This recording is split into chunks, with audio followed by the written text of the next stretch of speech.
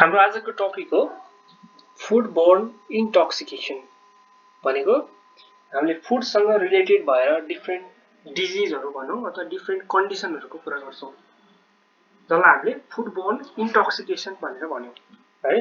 यो भनेको के हो? फूड पोइजनिङ भनेर भन्दा पनि हामीले चाहिँ फूडसँग रिलेटेड डिजिजलाई एकै ठाउँमा एउटै पोइन्टमा राखेर कुरा गर्दाखेरि फूड बोर्न इन्टोक्सिकेसन भनेर भन्यौं। यो हुन सक्छ इन्फेक्सियस हुन सक्छ पोइजनिङ हुन सक्छ है, हुन सक्छ कुनै ब्याक्टेरियल कारणहरु हुन सक्छ है त, अथवा फंगल कारणहरु हुन सक्छ। ल हेरौं के हुँदो रहेछ त फूड बोर्न इन्टोक्सिकेसन भनेपछि हाम्रो यहाँ 7 वटा डिफ्रेन्ट टाइपको फूड बोर्न इन्टोक्सिकेसन हामी लिस्ट आउट गरेको छौं है।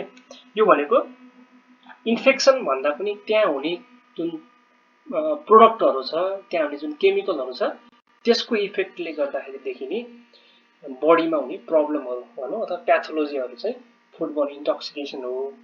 जसमा के पर्यो त भनेपछि फर्स्ट भनेको फूडमा हुने नेचुरल टक्सिनले गर्दाखेरि हुने इन्टोक्सिकेसन। फर एक्जाम्पल लाइचुरिज्म भन्ने एउटा कन्डिसन छ जुन लेग्युम भनेको के हो? हाम्रो दालजन्य है, पडमा हुने जस्तो केराउ भयो, भटमास भयो, यस्ता लेग्युम भन्ने ग्रुपका जुन खानेकुराहरु छ तिनीहरुको कन्ज्युम्सनले गर्दाखेरि हुने एउटा कन्डिसन हो, त्यसलाई हामी लाइचुरिज्म भन्छौं। लाइचुरिज्म के हुन्छ भनेपछि यसले चाहिँ एउटा सिभियर इलनेसहरु ल्याउन सक्छ है त। यसको बारेमा डीप नजाऊ, यो पनि एउटा फूड इन्टोक्सिकेसन हो भन्ने याद गरौँ। यो क्वेशनमा एक्जाममा सोध्न सक्छ के लाइचुरिज्म चाहिँ के को कारणले हुन सक्छ भनेर सोध्छ। यसको एक्सप्लेनेसनै गर्ने भन्ने चाहिँ छैन है त, हाम्रो डिटेलमा गएनौं। त्यसपछि जाऊ ब्याक्टेरियाले गर्दाखेरि हुने फूड बोर्न इन्टोक्सिकेसनहरु के हो भन्ने कुरा गरौँ।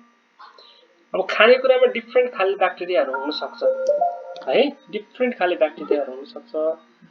त्यो ब्याक्टेरियाहरुमा चाहिँ क्लोस्ट्रिडियमहरु भयो है, अनि स्टाफाइलोकोकसहरु भयो। त्यसको टक्सिनहरु, यो ब्याक्टेरियाको टक्सिनहरुले गर्दाखेरि हामीलाई चाहिँ के हुन सक्छ त जीआई ट्र्याक्टको समस्या ल्याउन सक्छ है, सिस्टमिक इन्टोक्सिकेसनहरु हुन सक्छ हो। यसलाई चाहिँ हामीले के भन्यौ त ब्याक्टेरिया इन्ड्युस्ड इन्टोक्सिकेसन भनेर भन्यौ है त। यसको मेन सोर्स चाहिँ के भयो? ब्याक्टेरिया भयो। सिमिलरली फंगलमा के छ त एर्गोइड भन्ने है, एर्गोट अल्कालोइड भन्ने हुन्छ, एर्गोट अल्कालोइड भन्ने। यो डिफ्रेन्ट खाले फंगसहरुले यो एर्गोट भन्ने निकाल्छ। एर्गोट पहिला एबोर्सनको लागि पनि युज गरिन्थ्यो है, एबोर्सनको लागि अहिले पनि यो एबोर्टोजेन के भन्छ टर्म युज गर्छ, एबोर्टोजेन भन्ने टर्म युज गर्छ। यो के हो त एर्गोट अल्कालोइडहरु हो। यिनीहरुको पनि एकदमै सिभियर साइड इफेक्टहरु हुन्छ, फ्लसिङहरु हुने हैन, जीआई डिस्टर्बेन्सेसहरु हुने, भोमिटिङ हुने, त्यस्तो खाले साइड इफेक्टहरु हुन्छ। त्यसलाई हामीले के भनौं त एर्गोट इन्ड्युस्ड इन्टोक्सिकेसन भनेर भन्यौ। अब केमिकलकै कुरा गर्ने हो भने डिफ्रेन्ट खाले केमिकलहरु हुन्छ है, डिफ्रेन्ट खाले केमिकल जस्तो हेभी मेटलहरु भयो, पेस्टिसाइडहरु भयो, ओइलहरु है, ब्याड क्वालिटी ओइलहरु हुन सक्छ।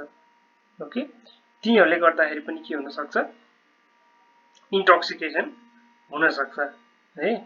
तिनीहरुले गर्दा पनि अब इन्टोक्सिकेसन हुने सम्भावना भइराख्छ। त्यसपछि अर्को चाहिँ प्याकेजिङको कुराहरु। अब केले प्याकेजिङ गर्यो, कसरी प्याकेजिङ गर्यो भन्ने कुराहरु हुन्छ। प्याकेजिङ गर्दाखेरि अब ब्याड क्वालिटी प्याकेजिङहरु युज गर्यो भने, त्यहाँबाट केमिकलहरु निस्किने खाली युज गर्यो भने त्यस्तोबाट पनि हामीलाई इन्टोक्सिकेसन हुन सक्छ। एडिटिभहरु, प्रिजर्भेटिभहरु राख्छ नि, प्रिजर्भेटिभ, एडिटिभ अनि टेस्ट इन्हान्सरहरु राख्छ नि हो, त्यसले गर्दाखेरि पनि के हुन सक्छ त इन्टोक्सिकेसन हुन सक्छ। अनि अरु के हुन सक्छ? अरु चाहिँ वर्म इन्फेस्टेसन, जस्तो मिटहरुको कुरा गर्दाखेरि मिटले चाहिँ के गर्न सक्छ टेपवर्महरु है, टेपवर्म इन्फेस्टेसन। इभन हामीले खानेकुरा राम्रोसँग सफा गरेनौं भने त्यहीबाट पनि वर्महरु हाम्रो बडीमा जान सक्छ, वर्म इन्फेस्टेसनको कुराहरु भयो। अनि ब्याक्टेरियल डिजिज ट्रान्समिसन जस्तो एन्थ्राक्स, खानेकुराहरूमा एन्थ्राक्स सार्ने सम्भावना मिल्कहरूबाट एन्थ्राक्स सर्ने सम्भावना धेरै हुन्छ है। अनि अर्को चाहिँ ट्युबरक्लोसिस पनि मेन चाहिँ बोभाइन ट्युबरक्लोसिस यो उसबाटै सर्ने सम्भावना यो क्याटलहरूबाटै नै सर्ने सम्भावना हुन्छ। अर्को के हुन्छ एक्टिनोमाइकोसिस यो फंगस हो है, यो पनि सर्ने सम्भावना उति नै हुन्छ। This is called food borne intoxication है। फुड बोर्न इन्टोक्सिकेसन पनि एउटा इम्पोर्टेन्ट फ्याक्टर हो। यसलाई हामी कमनली जस्तो फुड टक्सिसिटी भन्छौँ। यो ब्याक्टेरियल बोटुलिनम भयो, स्टाफाइलोकोकल भयो, यो चाहिँ बासी खानाहरू खायो भने हुन्छ है। त्यहाँ ब्याक्टेरिया ग्रो भइरहेको हुन्छ, त्यो हामीले खान्छौँ, खाएर त्यो ब्याक्टेरियालाई किल गर्छ। तर ब्याक्टेरियाको जुन टक्सिन हुन्छ, सेल वालमा टक्सिन हुन्छ कि त्यो टक्सिन रिलिज हुन्छ। त्यो टक्सिन रिलिज हुने बित्तिकै हाम्रो बडीसँग त्यो टक्सिनले रियाक्सन गरेर अनि एब्डोमिनल सिम्पटमहरू आउने हुन्छ। त्यही भएर यसरी फुड पोइजनिङ भयो भन्छौँ जुन, त्यसमा डाइरियालाई रोक्ने औषधि नदिनु भन्दा बरु डाइरिया हुन दिने, तर फ्लुइड एन्ड इलेक्ट्रोलाइटबाट सप्लिमेन्ट गर्ने अनि ओरली पनि सप्लिमेन्ट गर्ने, ताकि त्यो त्यहाँ भएको जुन टक्सिनहरू छ त्यो वास आउट भएर जाओस्। अनि त्यसरी ट्रिटमेन्ट प्लान गर्छौँ। यो मसरुम पोइजनिङले त अस्ति रुकुममा 2 जना मर्यो भन्ने खबर पनि आयो होइन।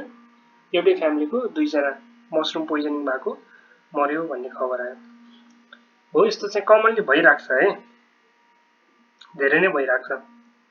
अर्को यो खानेकुरामा मर्क्युरी लिडहरू है, चाउचाउमा चाहिँ लिड धेरै हुन्छ भन्ने कन्सेप्ट आएको छ। त्यो टेस्ट इन्हान्सरको रूपमा लिड युज गर्दो रहेछ उनीहरूले, लिडको प्रोडक्ट। अब इन्टरनेसनली लिड ब्यान भइसकेको छ खानेकुरामा युज गर्न। तर के छ भनेपछि अब नेपाल जस्तो कन्ट्रीमा ल होइन रेगुलेसन भन्ने कुरा त्यस्तै हो। त्यो नहुँदाखेरि लिड पोइजनिङको सम्भावना पनि त्यत्तिकै भइरहेको छ है। लङ टर्ममा एक्युट लिड पोइजनिङ त्यति रेयरै होला, तर लङ टर्ममा लिड एकुमुलेसन भएर बस्छ। हेभी मेटल हाम्रो बडीमा युजली एकुमुलेसन भएर बस्छन्, त्यसले गर्दाखेरि साइड इफेक्ट हुने सम्भावना धेरै नै हुन्छ भनौँ, अथवा पोइजनिङ हुने सम्भावना धेरै नै हुन्छ है। त्यो बाहेक अब कमन यिनीहरू नै हो, यिनीहरूलाई चाहिँ फुड बोर्न इन्टोक्सिकेसन भनेर भन्यो। सोध्न सक्छ है त के हुन सक्छ फुड बोर्न इन्टोक्सिकेसन, कुन होइन। यो ब्याक्टेरियाले गर्दाखेरि हुने त एकदमै इम्पोर्टेन्ट छ, अरूहरू पनि थाहा पाइराख्नु पर्यो है।